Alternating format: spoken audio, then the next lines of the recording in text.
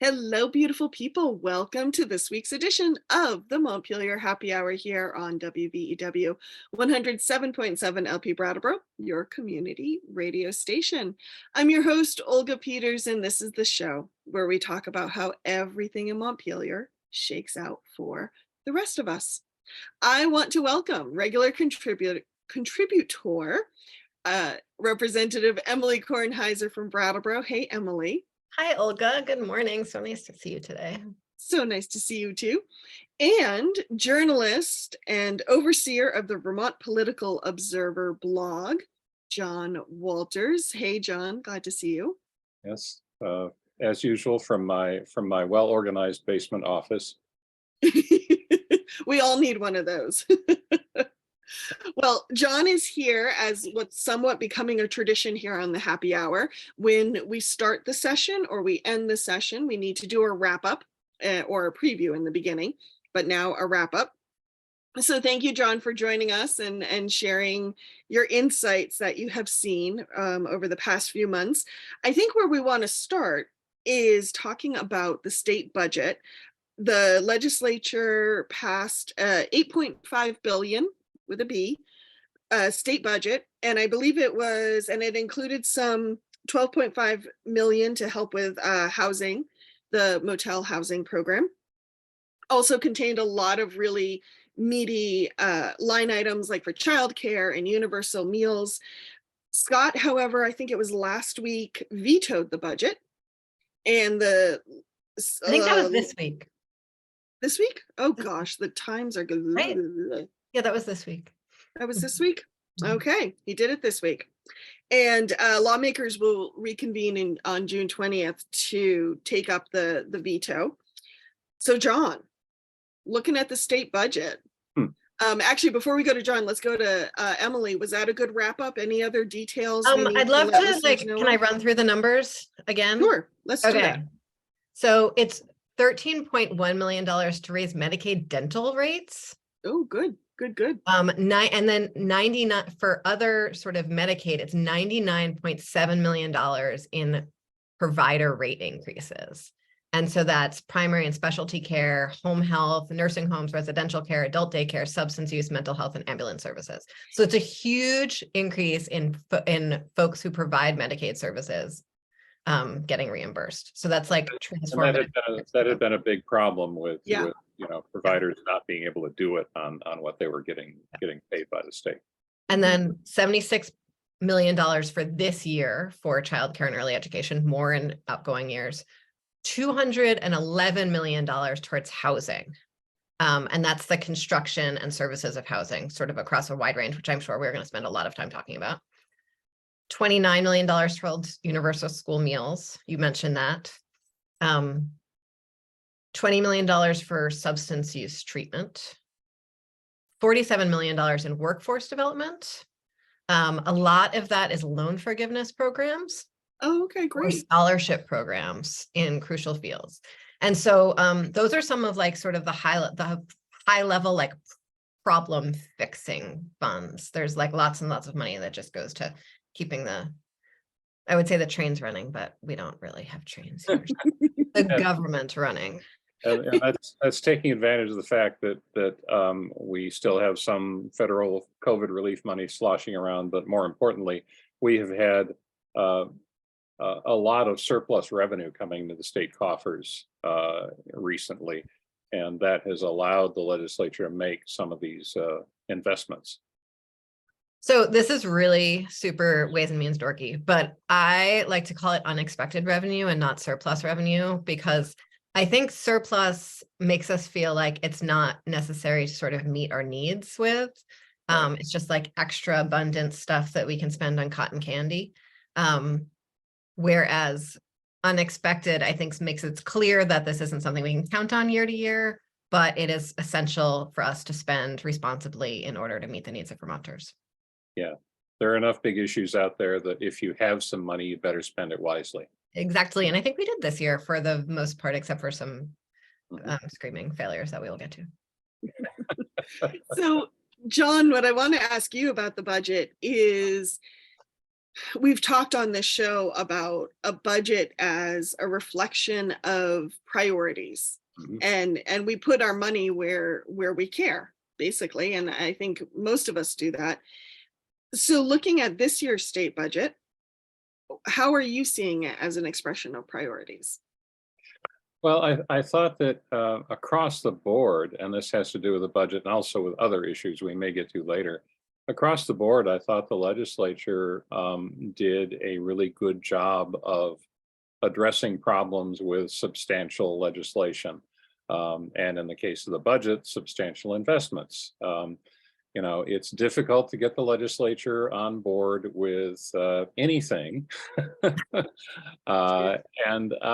You know, they got together and they did a lot of good stuff. You know, when I did a roundup piece on this, you know, it was a really sizable list of solid accomplishments. And in the political realm, uh, places where the legislature took firm stands, where they basically were forcing the governor to go along with what they were doing or make a decision not to, rather than worrying about what the governor would do with a bill and trimming their own sails. So, you know, they put a lot of stuff on the governor's desk that he has made some choices and he will have to make some more choices. So, you know, and in that sense, you know, this is a very strong budget in a lot of ways. And, you know, for me, that made the one failure of the session stand out even more. And that was the emergency housing program that by the time people listen to this, we will have taken a couple more big steps on this. It's a motel voucher program. Homeless people have been given vouchers to stay in motel rooms. It was instituted at the beginning of the COVID pandemic and paid for by federal funds. The problem is that, you know, the effects of the pandemic have eased, but the unhousing crisis has not. We still have tremendous numbers of people who are homeless, 80% of whom are being taken care of by this voucher program that is about to expire. Like for several hundred, probably about 1,000 or so people, it's going to expire this week by the time people listen to this podcast. And there's a fillip with that because Vermont Legal Aid has filed a legal challenge. They're trying to force the state to keep the program going, and we don't know how that's going to turn out. But for the legislature to act so bravely on so many issues, but not at all address the ending of the voucher program was frankly stunning, almost shocking to me. I still don't understand the political rationale for it. It's going to force, you know, institutions and communities across the state to take on additional cost burdens. It's actually going to cost more money to precipitously end the voucher program than it would have to keep it going. It's just not going to come out of the state's pocket directly. You know, and, you know, Senator Ann Cummings, Representative Kornheiser's counterpart in the Senate, basically said, well, you know, we could have done something about it, but, you know, Governor Scott's going to, you know, veto a tax increase if, you know, that's how we paid for it. And, you know, I thought, well, you're willing to risk that on a bunch of other issues, but not to keep people housed. And, you know, this is a case where these people are going to be unhoused. They're going to be unsheltered. And they're not going to have anywhere to go. Some of them will, but some of them will scramble and find places. But some of them are going to be living outside this summer with uncertainty about what happens after that. And this is a looming humanitarian disaster that was utterly predictable. Everybody saw it coming down the pike. The administration didn't do anything about it, and that's on them. But the legislature, you know, approved $12.5 million for support services to try to work with this transition, but that's not going to keep anybody in shelter. And it's one of the most spectacular failures across the board in government, not just the legislature, particularly the administration, that I've seen in my years of following politics, and that's saying something. I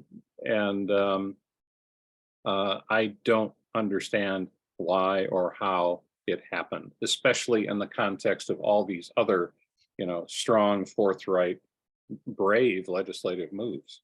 John, I hope that if and when the dust does settle on this, and I don't know if it will, it's possible that people will just start dying and keep dying and the dust won't settle and we won't do anything. But if, that we really do try to understand how this happened, because I am certainly spending a lot of energy on that myself. So the program was actually an expansion of an existing program, which was the GA Emergency Housing Program, which before the pandemic, there was a lot of momentum to change because everyone agreed it didn't work. And there was some real progress made, but a lot of disagreement across within the stakeholder community around the state about how it should change, and a lot of differences from region to region. And I don't know, Windham County folks wanted to do it quite differently than some folks in other parts of the state. And then it was expanded significantly to basically open up eligibility for everyone. Right.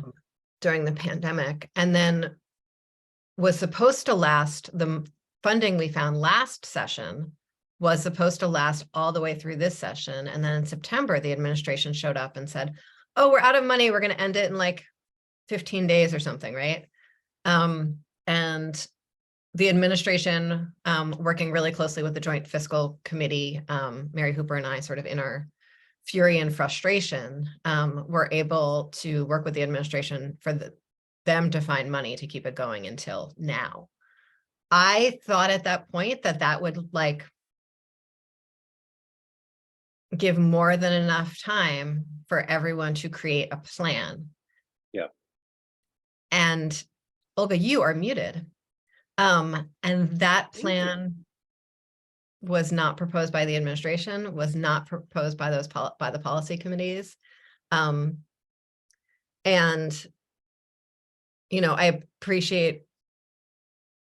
don't appreciate Senator Cummings' throwaway line for whatever it meant in whatever context she said it.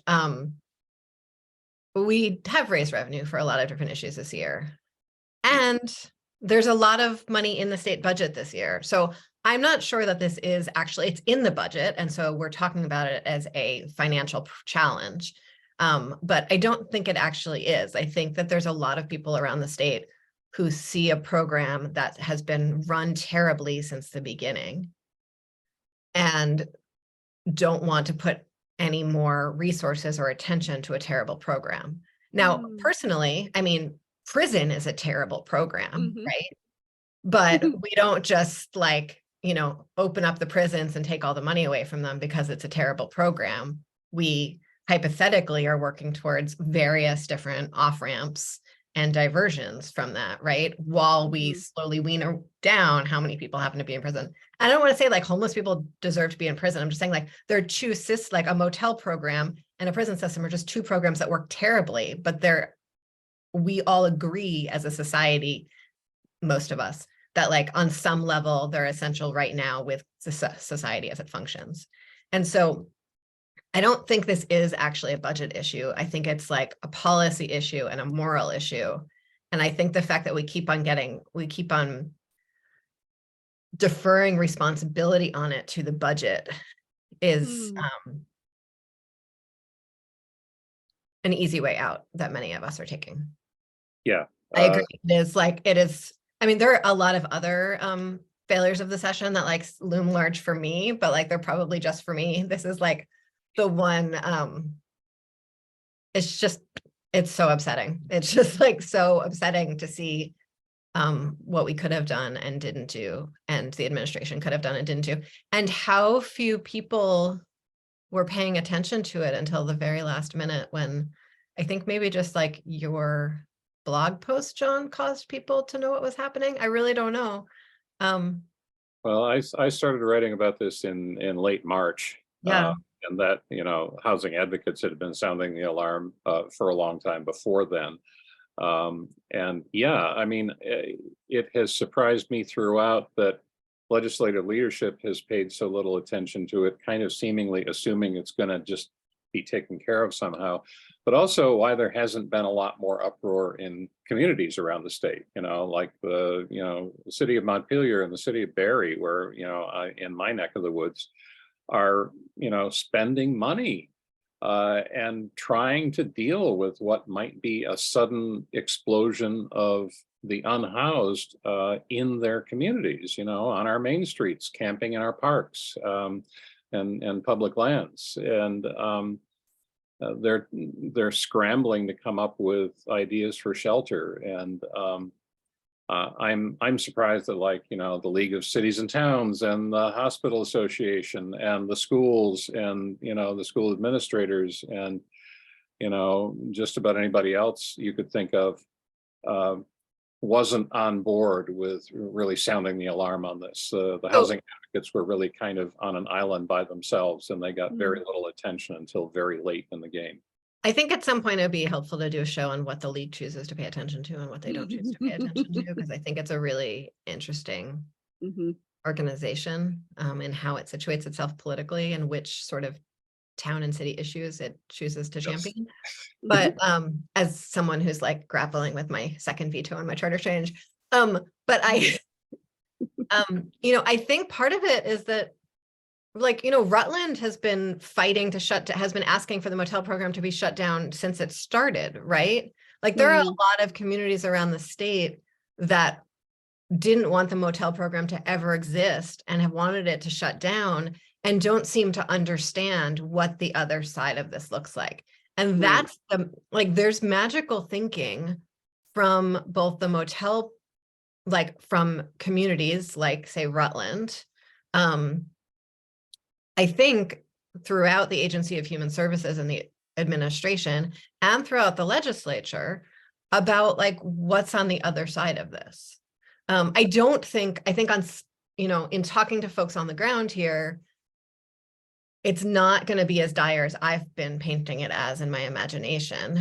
And it's going to be fairly catastrophic, and you can't service people. We put all this money into services, and I think a lot of the agencies that provide services do need more resources right now, and they need to be paying the people who work there more because they're working very hard. But you can't serve, it's really very, very hard to provide meaningful services to someone who's living in a tent down by the river. Like, it's just not a stable enough environment for someone to access services in a meaningful, ongoing way. Yeah, having a roof over your head is a more fundamental part of Maslow's hierarchy than having support services. Of course it is. And like, everyone knows that, right? So what is happening? Like, how has this happened? What I think, to like bring us back to the budget though, if we could. Yes. What is also frustrating is that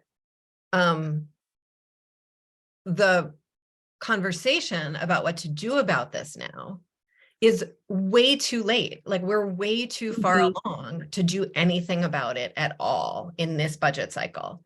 And so I have some colleagues who are rightly outraged and upset about the decision that we made as a legislative body, right? In order to pass this budget that does not have funding to sustain the program in it. They are threatening to not overturn the governor's veto. If that happens, we're not going to have a budget. And what we're going to do is negotiate a budget that the governor will pass. Not because we're going to say like F you to those people, or like all of a sudden we like the governor's policies. It's just the only option to get a budget passed. And I don't understand like what is missing in the, and I like, people talk in the legislature about something called calendar math, which sounds ridiculous, but it's actually like a really important part of getting policies and laws passed. And so like the outrage at this moment, instead of the outrage a month and a half ago, or when we passed the House budget that didn't have this money in it, is so frustrating to me. And I do appreciate, John, you like jumped in slightly to help me out on Twitter a few weeks ago, and I am forever in your debt because I was like, I don't have anything to say that isn't just screaming at the top of my lungs at this moment. Yeah, there are a lot of lawmakers who were really outraged about this when they found out about it. And because of the way the legislature works, most lawmakers don't know about stuff that's happening elsewhere. You know, you have your committee assignment, you Mm, work really hard on your committee, you know the policy area, what's going on in that committee.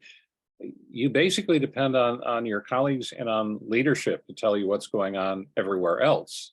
So, you know, it's kind of understandable that in the absence of widespread outrage, that this didn't reverberate through the entire legislature earlier on in the process. But it's truly unfortunate that it didn't.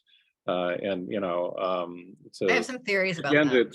to tie this back to the budget, you know, the legislature is going to come back with, you know, 10 days left in the fiscal year, and you have to have a budget in place right. by the end of the fiscal year.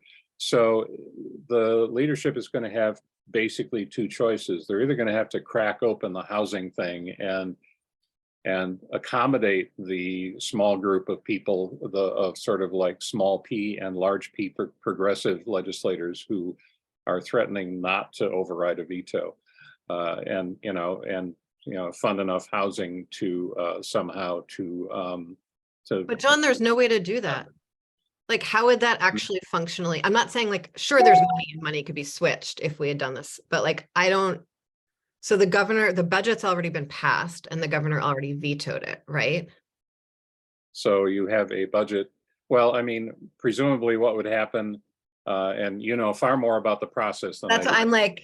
Presumably, you know, what would happen is the override vote would be taken, and if it failed, then you would have to reopen the budget, and you might get money for housing. On the other hand, you're negotiating with the administration, and you might lose a lot of the investments that you worked so hard to put into the budget. So Because, and I just like that, sorry to interrupt, but like, because if the override of the veto fails and we need to pass a new budget and that budget gets vetoed, we have no way of overriding that other veto. yeah, Right. So that budget needs to be a budget, that second budget would need to be a budget that the governor would sign. right. That's not going to be a budget that has more money for this program. That's not going to be a budget that has any of the things I just listed in it, right? There's also, and the Joint Fiscal Office pointed this out to me, this isn't like me connecting the dots brilliantly. But, you know, with the looming federal shutdown, which we still can't count on, right? We would have a federal shutdown and a state shutdown simultaneously.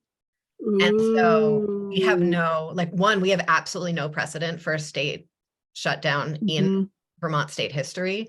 So we have no protocols for it. It's not, you know, like the feds actually do have protocols for this. But we would have no state safety net in the face of a federal shutdown, and we would have no federal safety net in the case of a state shutdown. And that is super scary in the face of, you know, all that people are going through. Yeah, it's a bad situation all around, and you know, it does threaten to undo a lot of the stuff that the legislature did put into the budget this year. So I guess it's not quite time for the legislative wrap up. We thought we were. It's not. We can do it again after the veto.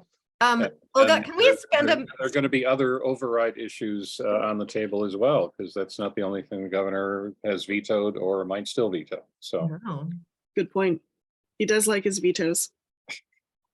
Yes, all-time record, which he has like blown past the old record holder for most gubernatorial vetoes. For all his reputation as a conciliator and a guy who works with everybody, he has not. I'm going to interrupt you quickly, John. Emily, you said we do have like 3 minutes before the end of this this half, and you wanted to bring something up. Yeah. You know, we haven't talked in a while about sort of the impact of the folks who came up into the legislature during pandemic times. Hmm. But I actually think that this particular sort of delayed information, delayed outrage cycle that we're experiencing is actually a symptom of that.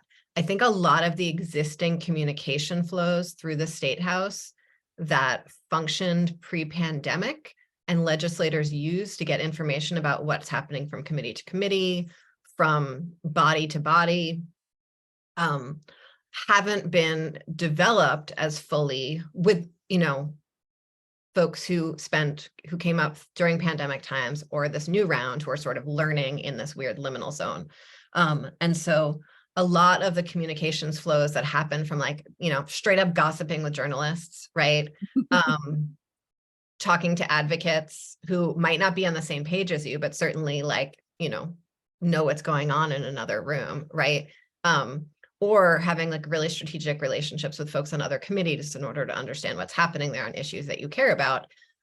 There's a lot of people who don't know how to create that infrastructure for themselves or don't think that's valuable, like have certain stories about lobbyists or advocates that might not hold water. There are a lot of advocates that don't sit in committee rooms anymore. They just watch committee hearings from journalists who just watch from home or from their offices. And so they're not available to be in that mix and mingle of conversation. And so I think there's like a real vacuum of communication that House leadership is being blamed for. And sure, yes, more could be done there. I don't want to sort of exempt House leadership, but it is sort of a bunch of people who are doing this on top of their legislating job, right? Like so there is responsibility on individual members to find out their own information pathways. And I think a lot of really what worked well pre-pandemic or works well for people who came in pre-pandemic is something that newer members still really need to And you've had a huge cultivate. turnover in the legislature in the last Turnover. 2 cycles. Yes, and a huge turnover in lobbyists. Like there's a lot of new journalists and a lot of new advocates and lobbyists who also don't know how to get information or how to gossip well. Or, you know, I'm sure there's like some more ethical word than gossip, but like that's essentially what happens, right? Yeah. I think we should claim the word gossip. Great, thank you. I will. John, quickly before we hear from some underwriters, anything you want to add to that before we go to break? Well, I'm worried that we're kind of beating this to death as it is. It's hard to avoid talking about the housing issue, and it does threaten to undo everything else that was done, or a lot of what was done. But it is unfortunate that this is the thing that we are focusing on now and not on a lot of the other stuff that was done: climate legislation, the gun legislation, the model bill. The list just goes on and on of good stuff that was done this session. Let's talk about the good stuff after the break, maybe. Exactly.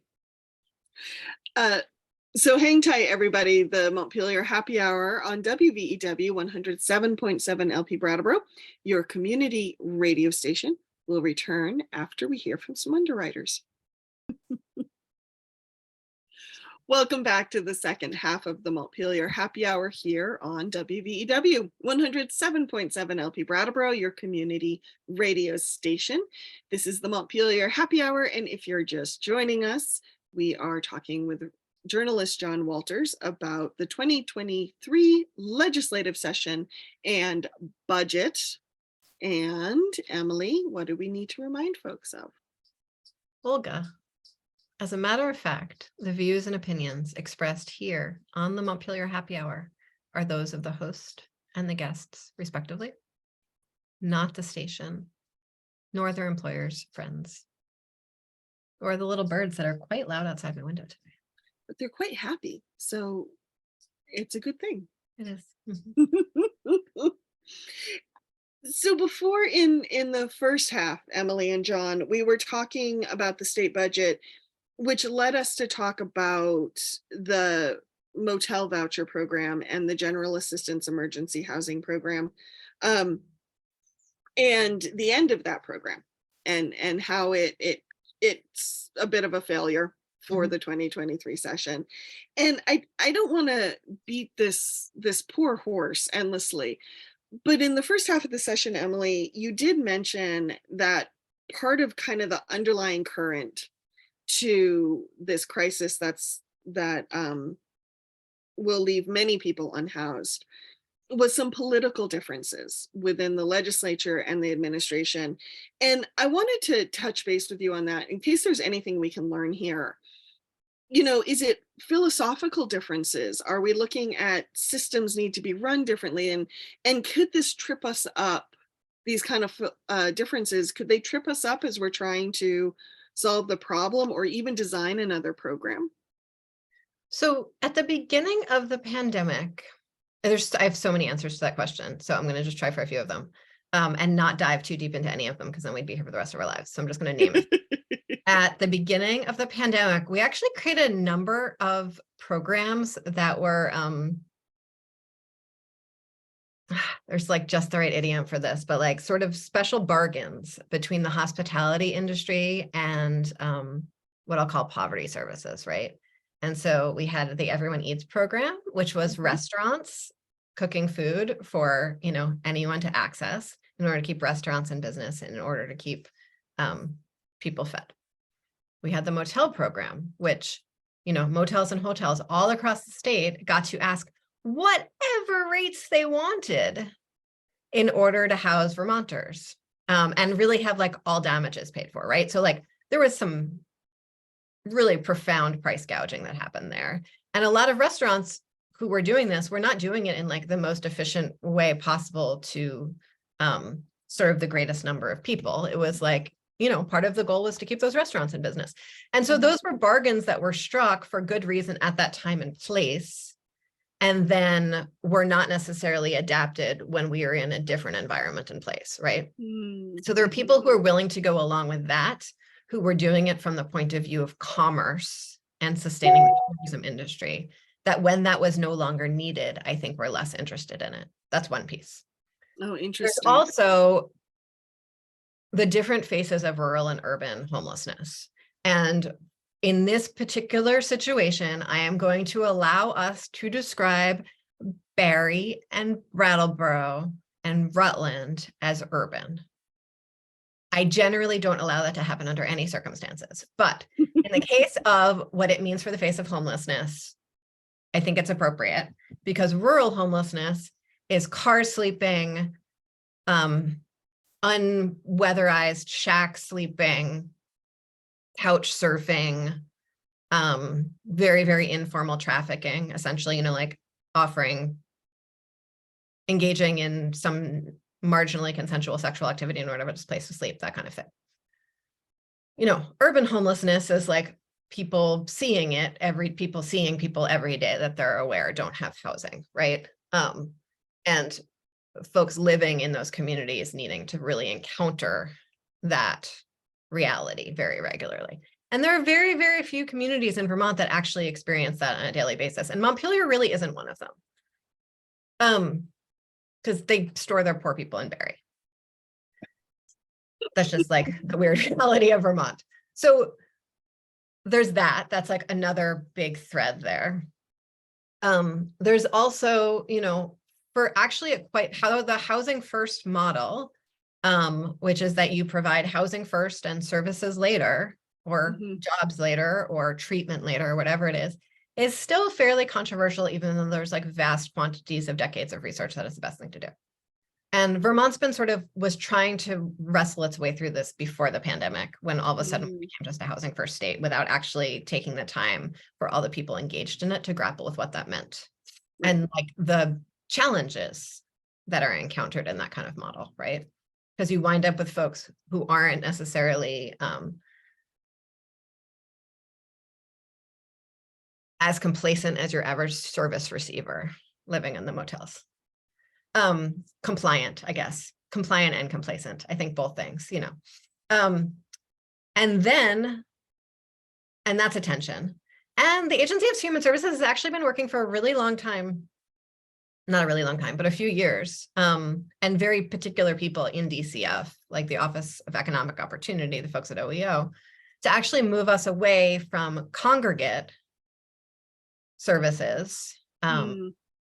to really like mixed income communities, mixed income housing as a solution to homelessness. But that is more expensive and sometimes harder to provide services in. And so in a lot of places where they might have had like a fairly robust church basement situation for grappling with homelessness, that actually stopped existing just a year or two before the pandemic or stopped during the pandemic and was part of a long-term policy move to actually provide better, more humane services, but we hadn't really built up that infrastructure yet. And so we have this like real policy tension there around what's best for Vermonters receiving services versus what's actually possible given the infrastructure needs and the timescale. And so in the fall, when we were at Joint Fiscal Committee and we were like, okay, we have enough money to, last us through this session, I was like, okay, how many housing units are coming online in what months? How many expanded shelters that like have private rooms are coming online in what months? And how many people are unhoused right now in what communities? And like, can we build out can we just like project map this? Can we just use some like basic project management principles here to say like how many units we need for how many people in what months in order to like fix this program? And I'm not on the policy committees of jurisdiction. I was just in the committee of jurisdiction during the fall, but I never got answers to those questions. Partly because people are just like crisising, and partly because we don't actually have systems in place to answer those questions. And so it becomes really hard to do those kinds of planning that's needed to actually solve the problems. How's that? Blech. Much appreciated. And I think one thing that needs to be pointed out here is when you are making policy or crafting a program, the administration is really the only entity that has the means to do that. Yes, thank you. Legislature Yes. cannot create a program and fully write out the rules and set everything up. That's something that only the administration has the means to do. And so, what has happened at times during the late stages of this emergency housing mess is, key legislators like Ginny Lyons, the chair of Senate Health and Welfare, talked about this during the budget hearings, that they had been asking the administration, what's your plan? How are you going to transition? You keep insisting that the motel voucher program has to end. How are you going to transition out of it without having a cliff? Senator Lyons was very frustrated repeatedly over never really getting an answer from the administration. And that's just a rank failure on the part of the administration, that the legislature can only take really broad, you can try to add some money to the budget, but you can't make them spend it well. As the legal aid challenge to the ending of the voucher program has laid out exactly how deep and how pervasive the administrative failure in this whole thing has been, where clients are not being notified that the program is going to end. Clients found out less than 2 weeks ago that they were going to be out of their motel rooms at the end of this month, at the end of May. And they found that out from the motel owners, not from anybody with the state. And there are there are a lot of folks staying at the motels that the service provider community in their area are not aware of. And there's actually a very, very robust system for providing services to folks who don't have housing and prioritizing them for various housing vouchers. It's actually functions really well if there's housing. And but it's like a smooth system of a person's identified, they're added to this list, and then there's a consultation and a voucher is decided on, and service provider is selected to match that voucher. It actually works well. Yeah. One of the other pieces that I think is incredibly, and I appreciate you highlighting that, John, I don't think it's really I think it's really hard for Vermonters who are not like steeped in state government to understand how much we cannot do as a Democratic Right. supermajority with a Republican governor who isn't interested in doing those things. Because we can, like, we can override vetoes, but that doesn't mean that we have cooperation in designing programs. And it's really, really dangerous and bad government and bad governance to design programs without the input of the people who are implementing them. Mm-hmm. One thing that I think also, I just want to make sure that folks don't lose track of in all of this is that it's not the same people in the motels that were in the motels a year ago. So people are exiting the motels because they have housing or because they find something else to do or, life. And so, as we I was describing my dream project management scenario, there's the acknowledgement that new people are entering a state of homelessness every day in the state, that we have, we still have a lot of evictions, we have a lot of homes, a lot of rentals being sold, a lot of rents skyrocketing, a lot of people who can't afford their rent. There's still a lot going on. And this budget does invest a pretty significant sum in preventing homelessness. And that's, systems for both negotiations around evictions and then money to prevent evictions. And that's something that we'd been building up pre-pandemic and is still there. That said, we had federal money that we were spending to help people pay their rent that is also drying up now. So there are people that are about to pay more than 75% of their income in rent. That's separate from the end of this program, right? And we are, this budget invests in the development of more accessory dwelling units that have to be rented for a certain number of years to folks who have very low incomes, build out or rehab of units that have been offline for whatever reason, and then money going to VHCB to expand shelter capacity and to build permanent affordable units. And that's another big tension, Olga, right? Is the tension between how much are we supplementing the private market or trying to fix it with like state cash that will not necessarily always serve low-income Vermonters. So, that's the VHIP program or the rental, the rental rehab, the accessory dwelling units. I think there's a lot of questions within government, within the legislature about if that's the most effective way to spend money. And then there's VHCB, which, your housing trusts provide an invaluable service. It's a program that when I go to conferences around the state, people are just starting to launch something like this in their state. And we've been doing it for a very long time. But it costs a lot to build a unit within that system. And so I think there's sort of always questions about like, is this nimble enough? Is this what we need in this emergency? That kind of thing. Thanks, Emily. We have a little over 10 minutes in this half, so I want to make sure, unless John has anything to add, that we shift to what else is in the budget to update folks. But John, is there anything you want to add to what Emily just said? Well, I think we should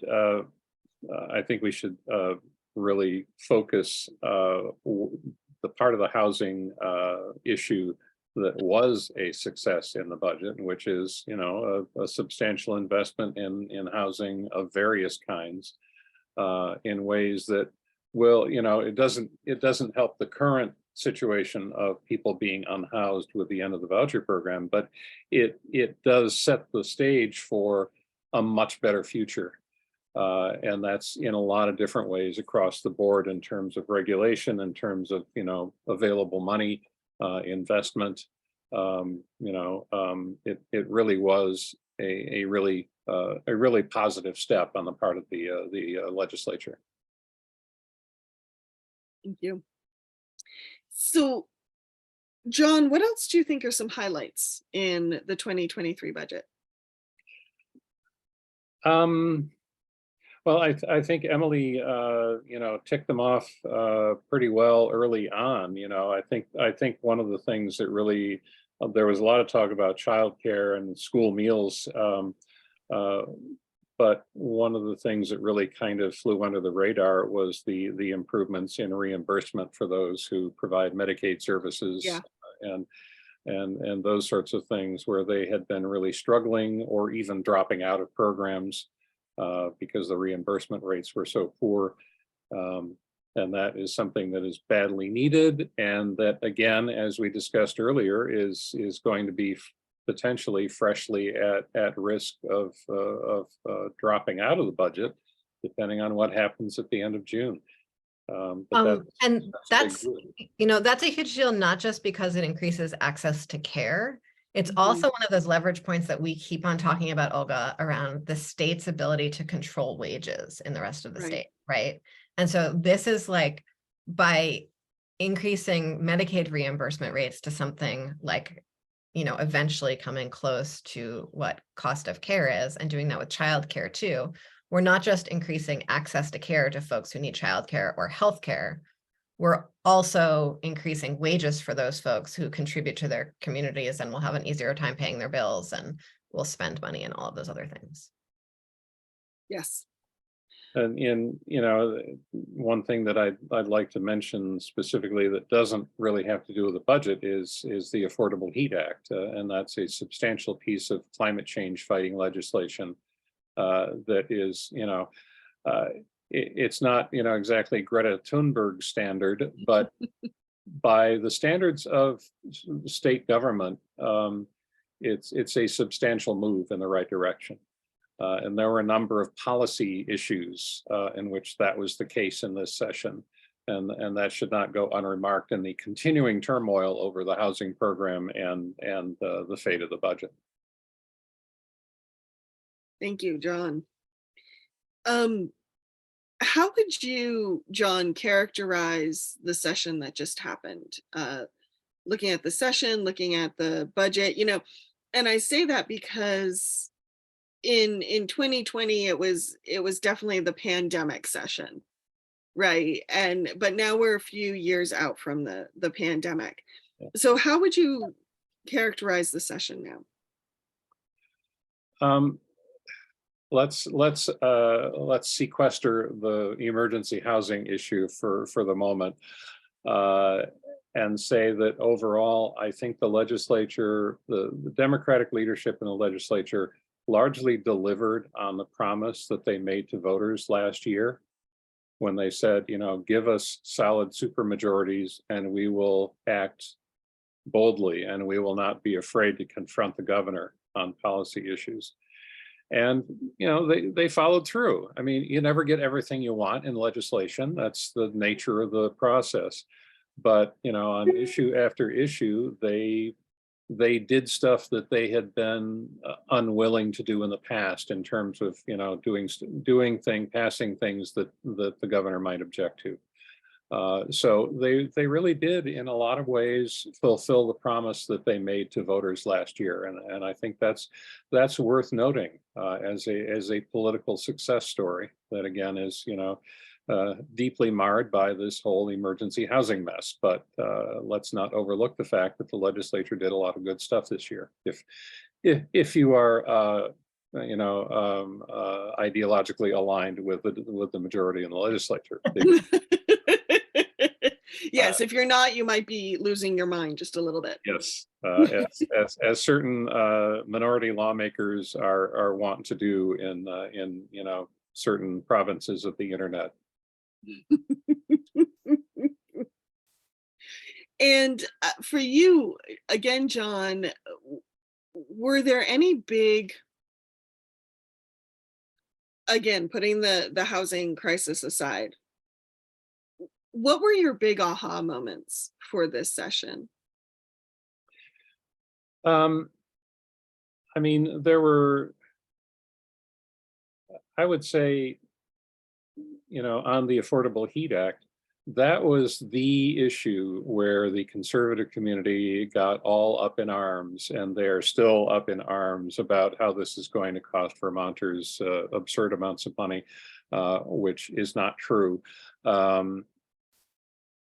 But the legislature stood firm and really had very little trouble overriding the governor's veto of the Affordable Heat Act. They passed gun safety legislation. They expanded the bottle bill, which is not a huge deal, but it's something that they have been beating their heads against the wall for years to do. And it happened this year with kind of very little drama, seemingly. So, I should not, one thing I think that again surprised me in terms of like pressing ahead in spite of fierce political blowback was the package to improve legislators' pay and benefits. Right, we haven't really talked about that. Which is something that will make it much more possible for working people to serve in the legislature. And getting a decent amount of money, not a living wage even, but at least some more money, and having access to health coverage through the state employees plan. Those are things that will open the doors to the legislature to more different kinds of people, and fewer retirees and independently wealthy types. So, once that started out really well, and then the longer the session went on, the more sort of uproar there was about, lawmakers raising their own pay and, voting themselves a pay increase and that sort of thing. And it's like, yeah, that's what they did, and they deserve it. The pay I just want to, for the listeners, be clear that we make $13,000 a year right now. Yeah. And that is 5 months of full-time work. And for me, at least 7 months of 20 hours a week work. Right. Yeah. You're only paid during the session, but you're doing a huge amount of stuff throughout the year. And the average lawmaker is having to really potentially kill their careers and prime earning years by taking 5 months of the year largely away from their jobs, and making it easier for more people to serve, or making it less impossible, shall we say, for more people to serve, is going to be a big step forward, and doing that in the face of a lot of people complaining about Emily voting to increase her own pay, which is, actually not true, because the pay increases don't take effect for a couple of years. So, you're raising the pay and benefits for future lawmakers, not for yourself right now. But, it was a positive step, and it's the kind of thing that often legislative bodies cower away from in the face of, political, counterattack. And in this case, they had something they wanted to do, and they thought it was a matter of principle, and they got it done. Yeah, it was a long time coming, especially given how complex many of the issues are that the legislature deals with now. Yeah. And Emily, we've talked about the session a little bit with you, but what were your big aha moments? It's funny, I had to make myself a list of all of the things we had done, because as a human, I think this is true for most humans, but maybe it's just Were you me. focusing on the negative? Yes. Yeah. And the end of the session is always just like such an incredibly stressful situation. And it's really is quite hard to focus on what's good. I have like a few little, so there's huge things. Like we did some really amazing work around firearm regulation. We did amazing work on that we talked about last week on access to reproductive and gender affirming care. The child care bill, huge, significant, wonderful. So psyched on the Medicaid rates. Great work on opioids and substance use. All of that I feel really good about. The housing money, we actually have, but there's like little bits that I feel really excited about that I want to name, because people like, sometimes they hear from a constituent and that's the thing they're excited about. I'm like, oh, you noticed the little detail in the corner. I love you. So for the folks who love the little details in the corner, one thing, we expanded our right to die legislation, essentially. The assisted suicide statute that we have is now available for folks who aren't Vermont residents. And that's great. And that's, part of sort of a spectrum of stuff we did around gender affirming and reproductive care, and entering into all these nursing compacts and other care compacts. And so that feels really good. And I've actually spoken to constituents who are like, that's their issue that they're really excited about. We expanded eligibility for the child tax credit and the earned income tax credit to folks who don't have Social Security numbers. Mm-hmm. Very under the radar, really like a great step for a Vermont that, you know, works for everyone, and a tax code that works for everyone. That feels really exciting. The House came like really close to and was ready to vote affirmatively on like an unbelievably progressive income tax package. And I am just going to be like psyched that I had a body that was ready to do that with me, because that feels like a huge sea change in how we talk about revenue and equity and how we pay for services and what services are needed. And then we did a lot of work this session in order to think about mobile home parks differently and to think about them more comprehensively as a sort of body of housing and a set of communities that require specific services, specific infrastructure, specific funding streams. And so that feels like a huge step forward, particularly here in West Brattleboro with Mountain Home. Yeah. Yeah. Those are like my little details that I feel squiggly joy about. And a Well, lot of thank these, you. a lot Oh, of and the things right to happen- repair legislation. I still feel very excited about the right to repair legislation that has not passed the Senate yet, but I am like, oh, things change, bills pass after they've been living on a wall for 5 years. Magic is possible.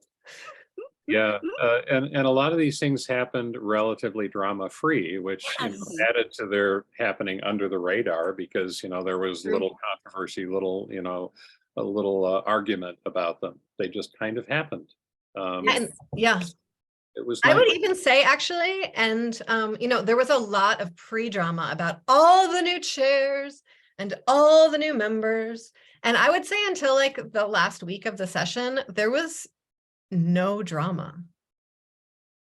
Like Okay. amongst the chairs, amongst members with their chairs for the most part. You know, like the Act 250 legislation got like messy for a minute or two, and then the great failure around our homelessness response. But like, other than those two things, like things were pretty chill. We just like put our noses down and got our work done. What do you think, John? Congratulations. Yeah, I would agree with that. There were a lot of new chairs, particularly on the House side, and a ton of new lawmakers this year. And that's not easy to deal with for anybody, you know, for a committee chair who might have like half or more new members on a committee, you know, rookie lawmakers, or like, you know, young lawmakers in terms of service. That's not an easy thing to get those people up to speed, and to get a lot of stuff done. We always focus on the stuff that's hard, that you know, hits the rocks or doesn't work or gets watered down to nothing. You know, to the study committees of fame. But you know, to get a lot of stuff done in a body that's gone through as much as it has in terms of turnover, is that is a testament to the quality of legislative leadership. You know, in spite of their occasional, in spite of their, you know, emergency housing handling, there was a lot of good stuff this year. Thank you. Hey, I hate to cut this short. Unfortunately, we are over time on the happy hour. So, John, if people want to read more of your work, where do they go?